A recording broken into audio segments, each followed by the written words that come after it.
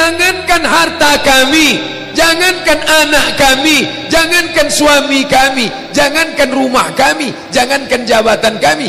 Inna lillah, diri kami ini pun milik Allah, bukan punya kami. Kalau dia yang punya, apa salahnya dia ambil? Maka ketika harta diambil, salah satu yang membuat manusia kehilangan ketika dia merasa memiliki. Ini punya saya, ini milik saya. Kalau orang sudah terlampau memiliki, maka ketika hilang muncul kekecewaan. Maka jangan pernah merasa memiliki hak mutlak. Ini rumah punya siapa? Rumah punya saya, namanya nama saya, tapi itu titipan Allah. Kapan dia mau diambil?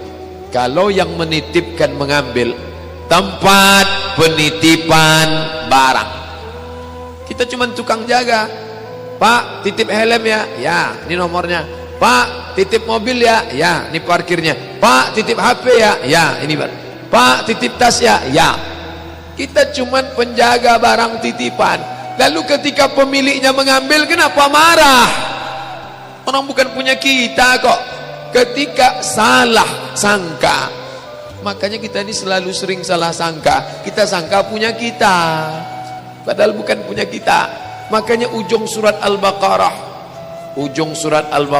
baca setiap hari. Asar dibaca sekali, subuh dibaca sekali dalam maksurat. Lillahi ma fis samawati wa ma fil ard. Itu bukan mantra. Orang baca cepat karena ingin mau baca cepat maksurat. Lillahi ma fis samawati wa ma fil ard wa in tubdu ma fi anfusikum aw tukhfuhu fayaghfiru liman yasha. Itu bukan mantra. Kita sedang diingatkan pagi sekali, sore sekali. Lillahi ma fis samawati wa ma fil ard. Apa yang di langit, apa yang di bumi, lillah, bukan punya kamu. Kenapa? Kalau sampai kita katakan punya kita, lalu ketika dia hilang, kita stres, kita depresi. Orang yang kehilangan anak, dia tidak sedih. Kenapa?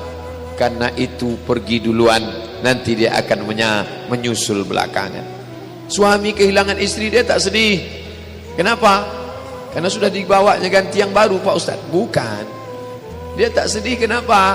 Karena dia tahu nanti saya akan berjumpa dengan dia di tempat yang lebih kekal abadi. Sekarang kalau saya hidup sama-sama dia, dia tua, dia keriput, dia sakit, dia mati. Nanti saya berjumpa lagi dengan dia di mana?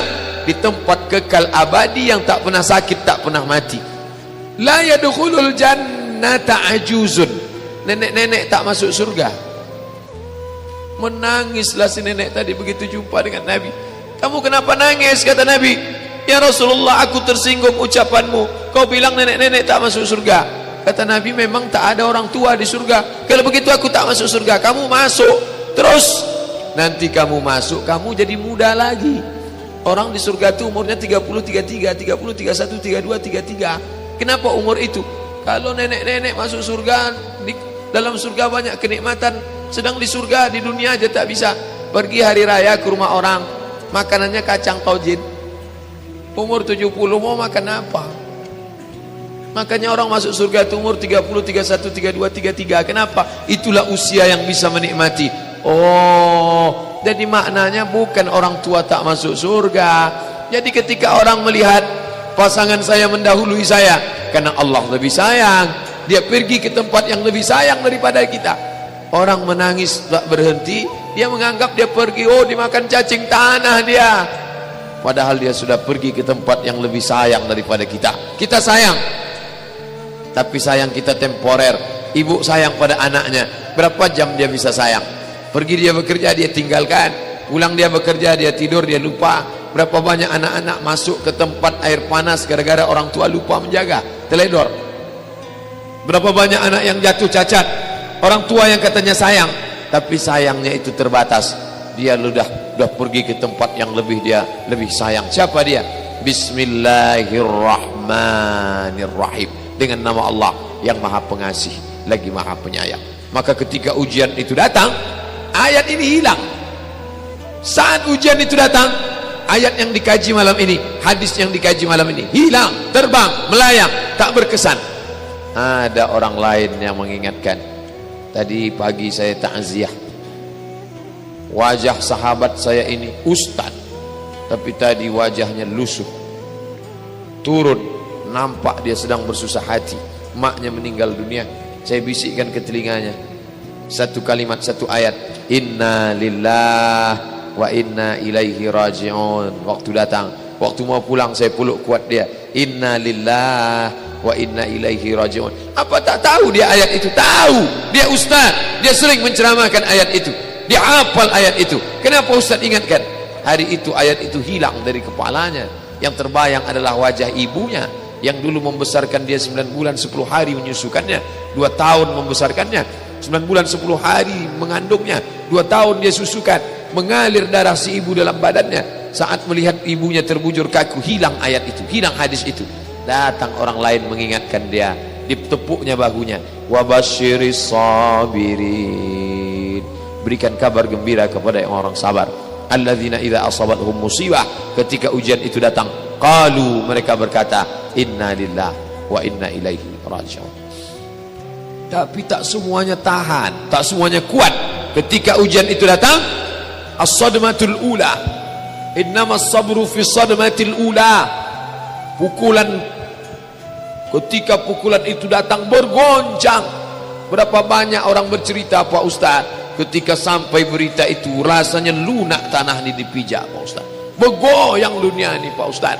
Pukulan yang sangat kuat. Dan tak jarang ketika pukulan itu datang bertubi-tubi, akhirnya dia mulai senyum sendiri. Selama ini nengok orang lewat senyum, lama-lama nengok oplet lewat senyum. Bapak Ibu yang dimuliakan Allah Subhanahu wa taala, apa maknanya? Tidak ada tempat bersandar yang paling kuat kecuali dia. Bersandar di sebatang pohon, pohon akan lapuk. Bersandar kepada orang, orang akan mati. Bersandar kepada dia, hayyun la yamut, dia yang hidup tidak akan mati untuk selamanya. Ya hayyu ya qayyum ya badi'as samawati wal ard ya zal jalali wal ikram ya fa'alul lima yurid ya man aghada amran innama amruhu idza arada syai'an ay yaqula lahu kun fayakun. Maka berserahlah kepada dia. Makanya selesai salat tadi kita diajak imam berserah kepada dia. La ilaha illallah wahdahu la syarikalah, lahul mulku wa lahul hamdu yuhyi wa yumiit. 4 inilah yang membuat orang kuat. Lahul mulku, kalau kekuasaanmu hilang jangan kau sedih. Kenapa? Karena yang punya itu dia. Lahul mulku. Kalau kau dulu dipuji-puji orang, jangan kau sedih. Kenapa? Karena yang punya pujian dia. Lahul mulku walahul hamdu. Kalau keluargamu hilang, jangan kau sedih, karena punya dia. Yuhyi wa yumiit. Dia yang menghidupkan, dia yang mematikan. Makanya ketika lewat di kubur, apa kata Nabi kepada Aisyah? Aisyah, kalau kau lewat di pemakaman Baqi, kau jangan diam saja. Ucapan doa. Apa doanya ya Rasulullah? Assalamualaikum ya ahlad diyar minal mu'minin. Semoga Allah mencurahkan keselamatan kalian wahai penghuni. Wa inna insyaallahu bikum lahiqun. Insyaallah kami menyusul kamu. Lihat ucapannya. Tidak dikatakan kami masih hidup kalian sudah mati. Tidak. Tapi ucapannya adalah kami akan menyusul kamu. Kebetulan kamu duluan, kami belakangan. Kenapa kalian duluan? Kenapa kami belakangan? Kami dibuat belakangan karena Allah masih ingin kami beramal. Kalian dibuat duluan supaya kalian beristirahat dari dosa. Orang beriman itu cuma 2 saja. Kalau umurnya panjang, amalnya banyak. Kalau umurnya pendek, dosanya berkurang. Orang kafir bersedih kalau dia mati, ini belum selesai, proyek ini belum selesai. Orang beriman tak sedih. Kenapa? Akan dilanjutkan orang lain. Kalau Abdul Somad mati malam ini, sedihkah dia ada hadis yang belum sampai? Sedihkah dia ayat yang belum sampai? Tidak. Kenapa? Akan dilanjutkan oleh Fodamara, akan dilanjutkan oleh FSRMM, akan dilanjutkan oleh anak-anak muda. Satu meninggal, 1000 anak muda akan melanjutkan. Apa yang dia sedihkan? Justru dia bersyukur. Kenapa? Dengan mati malam ini, besok dosa tak bertambah. Dengan mati malam ini, besok tak menengok orang pakai celana sempit lagi.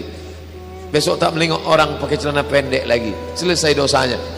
Allahumma ja'alil hayata ziyadatan li fi kulli khair. Kalau kau tambah umurku hidup besok pagi, tambahkan kebaikan bertambah.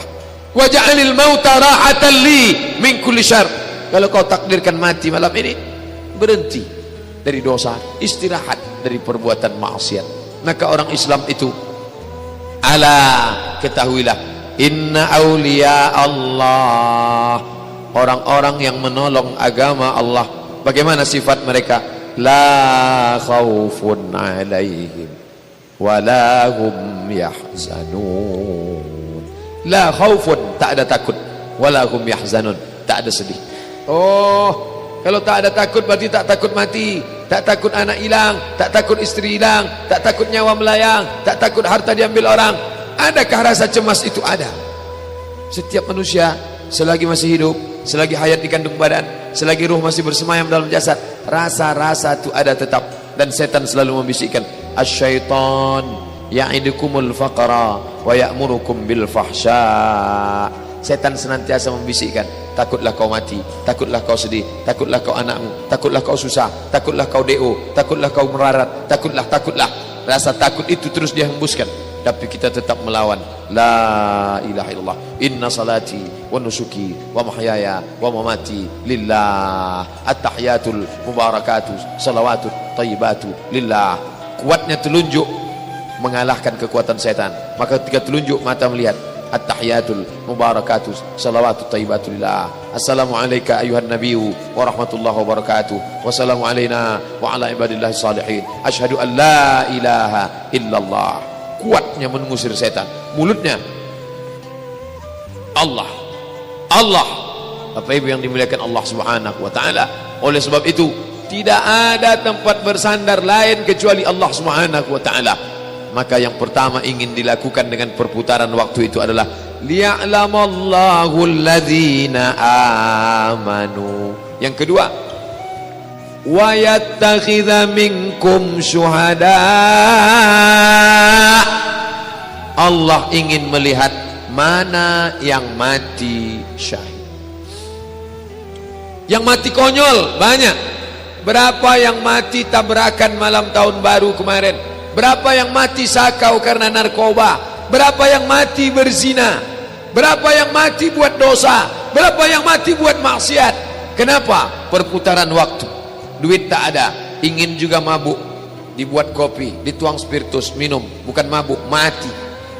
Ingin berzina, umur sudah 70 tahun, ingin juga berzina, nafsu besar, tenaga kurang, dituangkan Viagra, diminum, jantung berdetak tak terang, mati. Kap 70 dituang minyak pesawat, meletup, mati di lokalisasi karena ingin berzina, menggebu-gebu nafsu syahwat, ingin berzina. Dulu waktu muda tak sempat buat dosa, sekarang setelah tua duit banyak mau buat dosa. Umur 71, selera 17, mati dalam keadaan Allah ingin lihat. Wa yattakhidha minkum syuhada.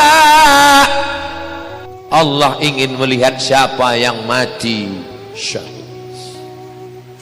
Melambai tiang gantungan seperti lambaian bidadari di mata Sayyid Qutb. Semua orang ingin menangguhkan. Kalau bisa Sayyid Qutb penjara seumur hidup saja. Kalau bisa jangan dihukum pancung, jangan digantung di tiang gantungan Mesir. Tapi dia sudah terlanjur menjadi orang-orang yang merasakan nikmatnya di bawah naungan Allah. Dia sudah terlanjur merasakan manisnya iman. Dia sudah terlanjur merasakan manisnya sepah. Anak muda sekarang kalau dikasih dia daun sirih, dikasih ujungnya itu kapur, diletakkan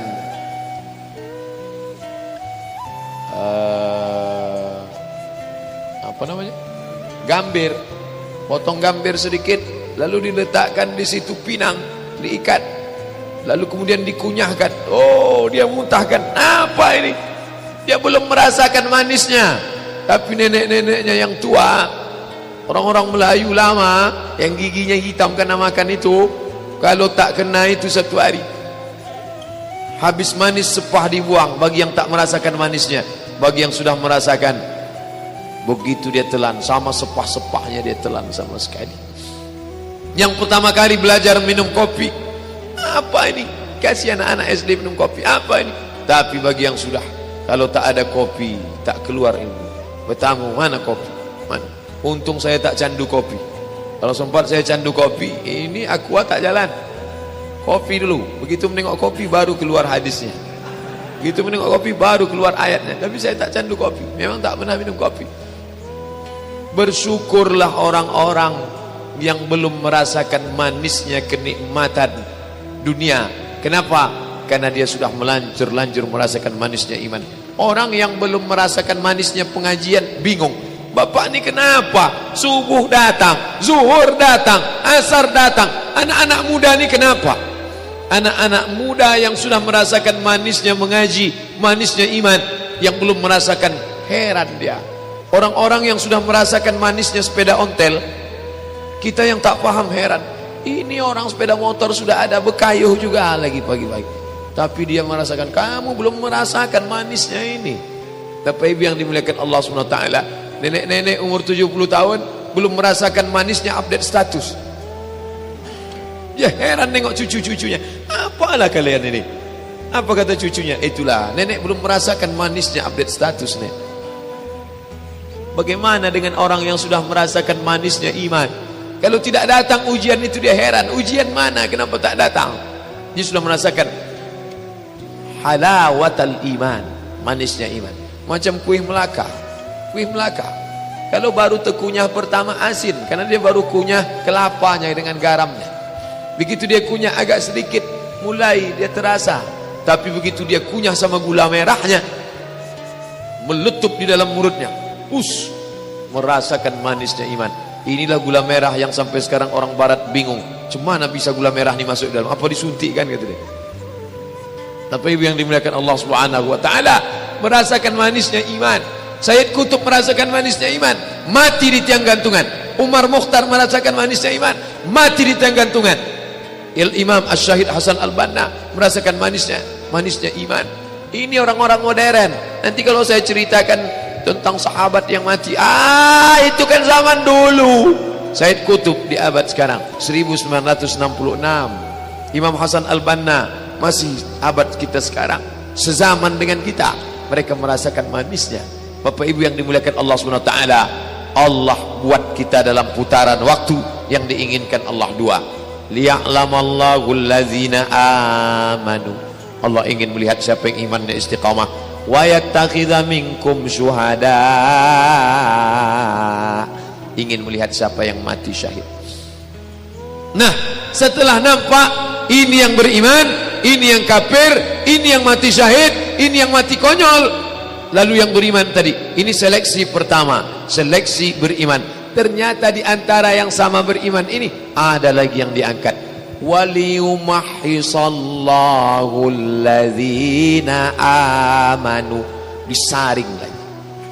Saringan pertama lolos, saringan kedua lolos, saringan ketiga lolos.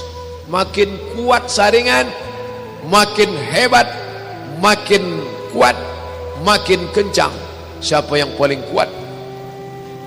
Ujian anggota KPK. Saringan pertama, saringan kedua, saringan kedua. Kalau ingin menjadi anggota komisi pemberantas korupsi saja saringannya begitu keras, bagaimana ingin menjadi penghuni surga yang selalu diminta pagi dan petang, siang dan malam?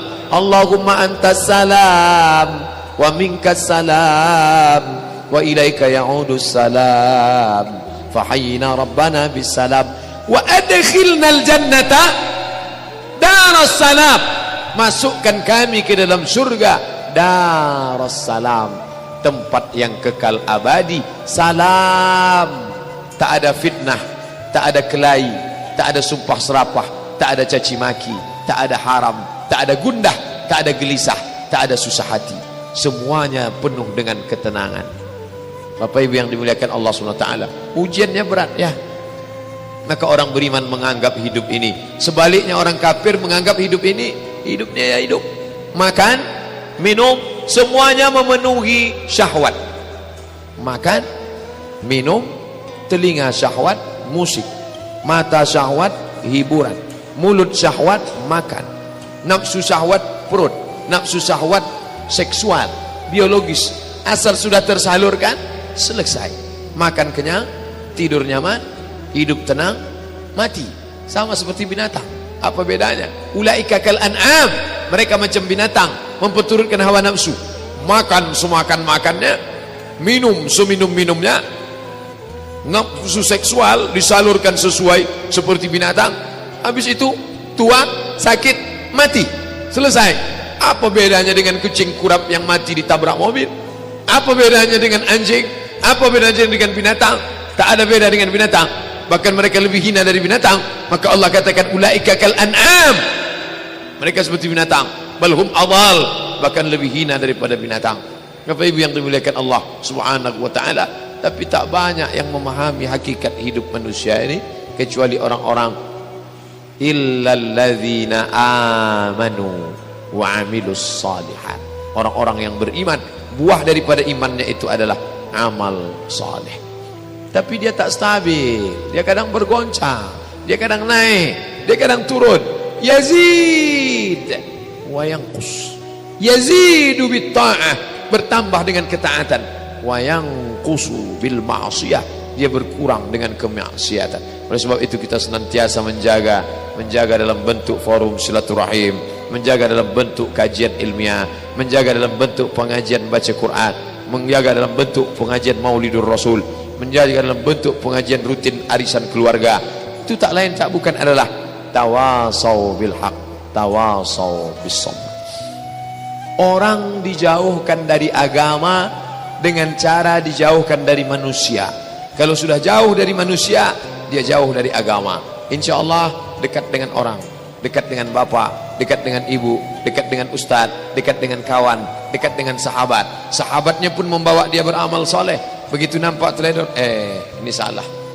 Ustaz Abdul Somad solat, karena mengejar waktu agak cepat sedikit, langsung jamaah datang.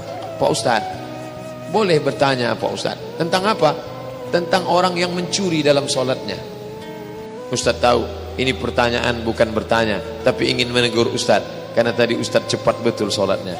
Boleh bertanya Pak Ustaz, apa pertanyaannya? Tentang orang yang mencuri dalam solat itu artinya apa Pak Ustaz? Lembut cara dia mengasih tahu tentang orang yang mencuri dalam solat, sehingga maksud orang yang mencuri dalam solat itu sampai tak ada tumakninah sama sekali. Tapi kalau masih ada tasbih walaupun sekali, itu belum bisa disebut mencuri dalam salat. Subhana rabbiyal a'la wa bihamdih, subhana rabbiyal azim wa bihamdih, rabbi firli warhamni wajburni warfa'ni warzuqni.